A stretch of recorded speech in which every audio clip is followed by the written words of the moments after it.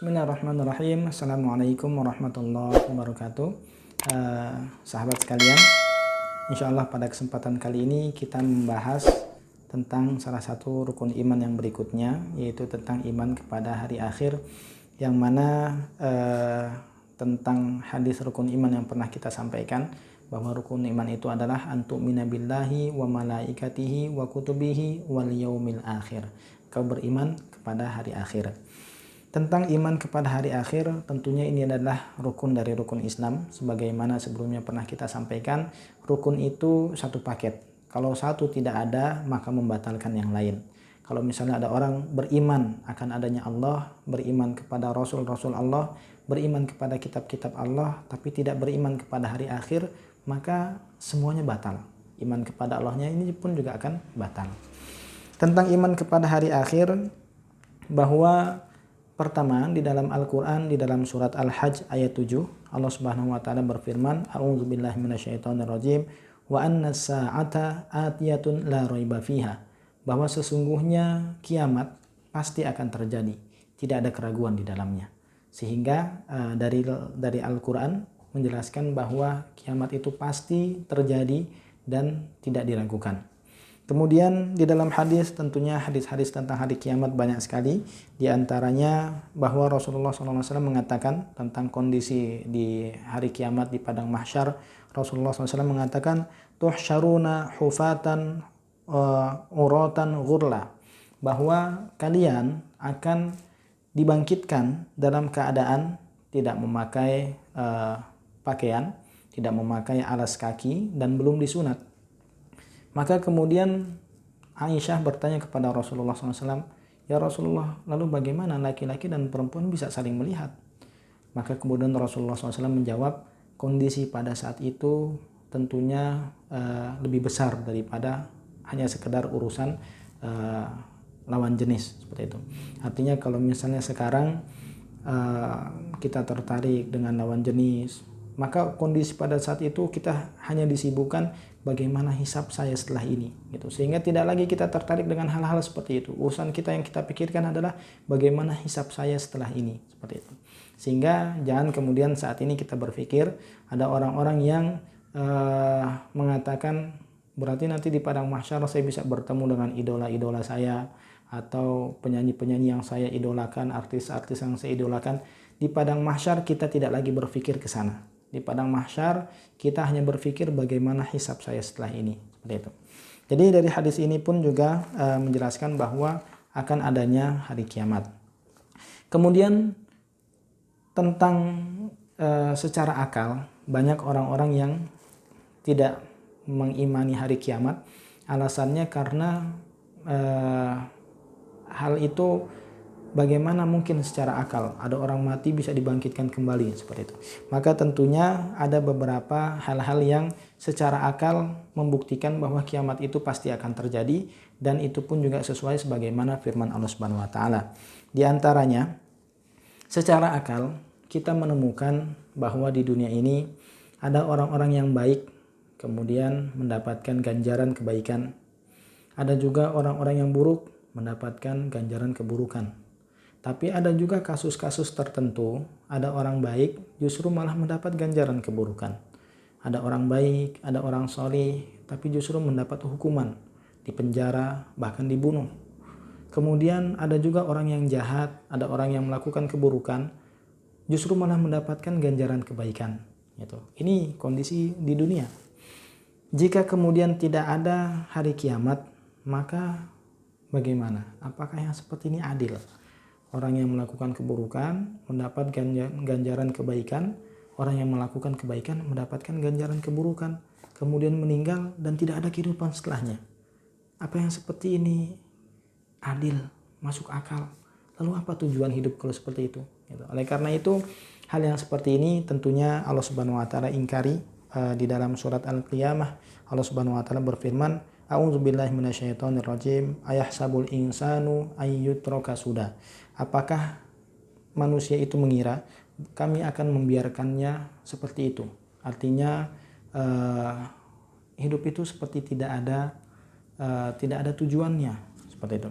Kemudian juga di dalam surat Al-Jasiyah ayat 21 Allah Subhanahu wa taala berfirman, am hasibal ladzina jatarahus sayyiati an naj'alahum kal ladzina amanu wa amilus solihat sawa'am mahyahum wa mamatuhum sa'a ma yahkumun. Apakah orang-orang yang melakukan perbuatan buruk itu mengira bahwa kami akan menjadikan mereka seperti orang-orang yang beriman dan melakukan amal solih sebagaimana kehidupan dan kematian mereka? Sa'ama yahkumun, amat buruklah persangkaan mereka. Artinya Allah Subhanahu wa taala mengingkari, tidak mungkin orang yang buruk kemudian disamakan dengan orang yang baik. Ya, tidak mungkin kemudian hal tersebut tidak ada ganjarannya sama sekali, gitu. Maka ketika kondisi di dunia kita melihat ada orang baik tidak mendapatkan ganjaran kebaikan, justru malah mendapatkan ganjaran keburukan, orang yang buruk mendapatkan ganjaran kebaikan, maka ketahuilah bahwa setelah itu, setelah kehidupan dunia, ada ganjaran sesungguhnya, ganjaran yang maha adil. Dan ini tentunya sangat sesuai dengan akal. Kemudian di antara dalil yang lain bahwa secara fitrah manusia itu sukanya hidup dengan abadi, sukanya itu hidup kekal. Ketika Allah Subhanahu wa taala menciptakan Nabi Adam, kemudian Allah Subhanahu wa taala mewanti-wanti Nabi Adam, memperingatkan Nabi Adam untuk tidak mendekati satu pohon, yaitu syajaratul khuld yang dikatakan iblis. Itu adalah syajaratul khuld atau pohon kekekalan. Namun kemudian ketika Allah Subhanahu wa taala menciptakan Adam, kemudian Allah Subhanahu wa taala sudah memperingatkan Adam untuk tidak mendekati pohon khuldi itu, maka kemudian iblis menggoda Adam dengan mengatakan, apakah engkau mau aku tunjukkan satu pohon yang jika engkau memakan buah dari pohon itu engkau menjadi kekal. Jadi memang fitrahnya manusia itu pengennya hidup kekal. Kita dari kecil bertahun-tahun kita sekolah, kita SD 6 tahun, kemudian SMP 3 tahun, SMA lagi 3 tahun, belum lagi kuliah 4 tahun, ada lagi yang S2, ada lagi yang S3, bertahun-tahun kita sekolah. Kemudian kita setelahnya bekerjanya dari pagi sampai petang, ada yang sampai malam, Senin sampai Sabtu, bahkan ada yang bekerja tidak pulang-pulang. Kita bertahun-tahun sekolah, bertahun-tahun bekerja, untuk apa? Untuk bisa memenuhi kebutuhan sehari-hari. Kita beli rumah, kita beli mobil, kita bisa menyekolahkan anak, kita bisa menikah. Dan ternyata ketika usia kita 40 tahun, 50 tahun, 55, semuanya sudah tersedia, semuanya sudah lengkap. Tiba-tiba di usia 60 tahun kita meninggal dunia. Bertahun-tahun kita berusaha, bertahun-tahun kita bersekolah, ternyata kita merasakan nikmat hasil kerja keras kita cuma sebentar saja. Dunia ini sementara, tidak kekal. Sedangkan fitrah manusia pengennya hidup kekal. Maka Allah Subhanahu wa taala secara fitrah manusia inginnya hidup kekal, dan Allah Subhanahu wa taala sudah menyediakan kehidupan yang kekal. Kehidupan setelahnya, setelah hari kiamat akan ada kehidupan yang kekal. Dan di dalam surat Qaf Allah Subhanahu wa taala mengatakan dzalikal yaumul khulud, itu adalah hari yang kekal. Kemudian banyak orang yang mengingkari hari kiamat dengan mengatakan, bagaimana mungkin orang yang sudah mati bisa kembali hidup? Saya tidak pernah melihat ada orang yang sudah mati kemudian hidup kembali. Banyak yang mengingkari hal tersebut. Allah Subhanahu wa taala berfirman, a'udzubillahi minasyaitonirrajim, wa huwal ladzi yabda'ul khalqa tsumma yu'iduhu wa huwa ahwanu 'alaihi. Dialah Allah Subhanahu wa taala yang memulakan sesuatu kemudian mengembalikan lagi, dan mengembalikan itu lebih mudah daripada mengawali sesuatu. Misalnya seperti ini. Misalnya belum ada yang menciptakan mobil. Kemudian ada seseorang yang berusaha untuk menciptakan satu kendaraan yang kemudian ketika hujan tidak kehujanan, ketika panas tidak kepanasan, maka kemudian dia berpikir keras dan berusaha sampai akhirnya dia bisa menciptakan, dia bisa membuat mobil.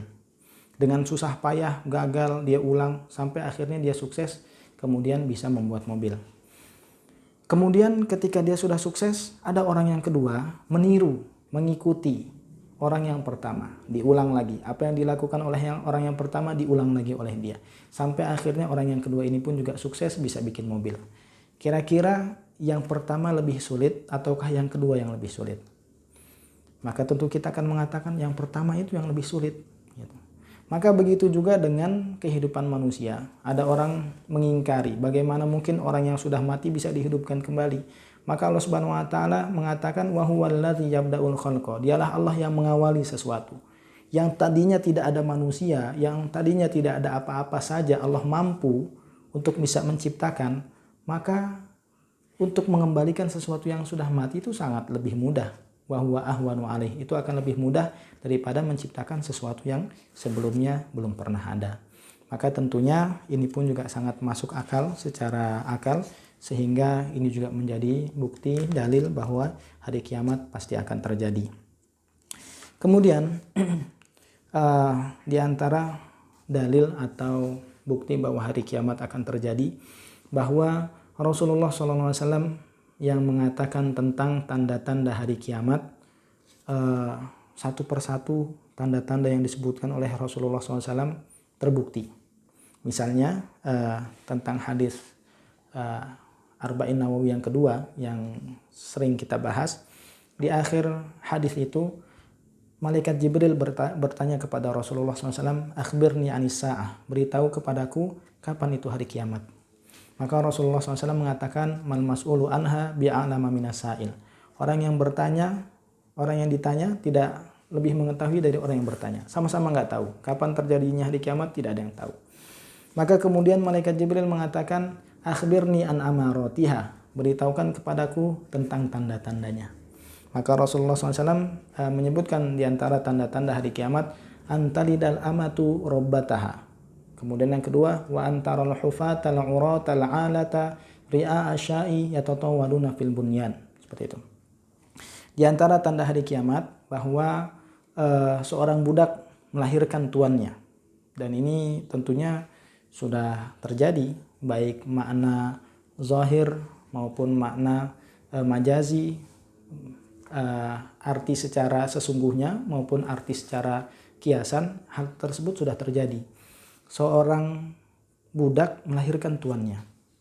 Pada masa perbudakan, ketika ada seorang laki-laki yang merdeka, kemudian dia menikahi budaknya, dan budaknya ini, wanita ini statusnya masih budak, sampai kemudian ketika sang wanita hamil dan melahirkan, maka anaknya ini mengikuti ibunya atau mengikuti ayahnya. Anaknya ini apakah dia statusnya budak seperti ibunya atau seperti ayahnya merdeka? Anak akan mengikuti status ayahnya, sehingga anaknya statusnya merdeka sedangkan ibunya statusnya masih budak. Sampai kapan? Sampai tuannya ini atau laki-laki ini kemudian meninggal dunia, maka baru kemudian sang wanita statusnya menjadi merdeka. Tapi tentunya ketika sang suami tidak wafat, lama wafatnya, maka status ibu masih budak, sedangkan dia sudah melahirkan seorang anak yang statusnya merdeka, sehingga seorang budak melahirkan tuannya. Ini secara zahir tentunya sudah terjadi. Adapun secara makna majazi, banyak juga yang menjelaskan bahwa ini makna kiasannya itu seorang budak melahirkan tuannya, bahwa menjelang akhir zaman akhlak seorang anak sangat luar biasa buruknya sampai memperlakukan orang tuanya seperti budaknya, dan itu pun juga di masyarakat kita banyak terjadi seperti itu. Artinya satu persatu apa yang disebutkan oleh Rasulullah SAW tanda-tanda hari kiamat terbukti. Kemudian di antara tanda hari kiamat, antaridal amatu rabbataha wa antarul hufatal uratal alata ri'a asyai yatatawaluna fil bunyan. Di antara tanda hari kiamat, engkau melihat orang yang dulunya nggak pakai pakaian, nggak pakai sandal, kerjanya gembala kambing atau gembala domba, kemudian suatu saat berlomba-lomba mendirikan bangunan. Tentunya tentang syarah atau penjelasan hadis ini, ada juga di antara ulama yang menyebutkan bahwa orang yang dulunya tidak pakai sandal, tidak pakai pakaian, kerjanya gembala domba, ini secara umum pekerjaan orang Arab. Orang Arab dahulu tidak pakai sandal, tidak pakai pakaian, kerjanya gembala, tapi kemudian suatu saat menjelang akhir zaman mereka saling berlomba-lomba mendirikan bangunan. Dan ini tentunya juga sudah terjadi di Arab Saudi, di dekat Masjidil Haram pun juga banyak gedung-gedung tinggi. Bahkan hotel tertinggi di dunia pun juga bukan di barat, tapi ternyata di Timur Tengah, di daerah Arab, yaitu di Dubai. Artinya tanda-tanda hari kiamat satu persatu yang disebutkan oleh Rasulullah SAW sudah terbukti, maka kiamat pun juga akan terjadi. Kenapa? Karena orang yang mengatakan hal tersebut adalah orang yang sama, yaitu Rasulullah SAW. Maka ketika tanda-tanda yang ini sudah terbukti, maka tinggal yang berikutnya itu pun juga akan pasti terbukti. Kemudian, mengapa iman kepada hari akhir ini penting? Karena pertama tentunya ini adalah rukun iman. Kalau misalnya kita mengingkari iman kepada hari akhir, maka hal tersebut bisa membatalkan keimanan kita. Kemudian yang kedua juga bahwa orang yang tidak beriman kepada hari akhir, hidupnya akan kacau. Bahkan bukan saja mengacaukan kehidupannya, dia bisa mengacaukan kehidupan sosial. Karena dia yang ada di benaknya adalah bagaimana bisa memperkaya diri, bagaimana yang penting bisa dirinya bahagia. Dia tidak peduli apakah caranya itu dengan membunuh, apakah caranya itu dengan mencuri. Kenapa? Karena dia tidak yakin akan ada ganjarannya nanti di akhirat. Dia tidak yakin akan ada kehidupan lagi setelah kehidupan ini. Sehingga orang yang tidak beriman kepada hari akhir bisa mengacaukan kehidupan sosial. Oleh karena itu, selain ini juga sangat penting bagi keimanan kita, kalau misalnya seseorang mengingkari iman kepada hari akhir bisa membatalkan keimanannya, juga iman kepada hari akhir bisa kemudian membuat kehidupan bermasyarakat, membuat kehidupan sosial bisa lebih teratur, jauh dari keburukan-keburukan yang ada. Mungkin ini yang bisa saya sampaikan, kurang lebihnya mohon maaf. Aku tasmaun. Wassalamualaikum warahmatullahi wabarakatuh.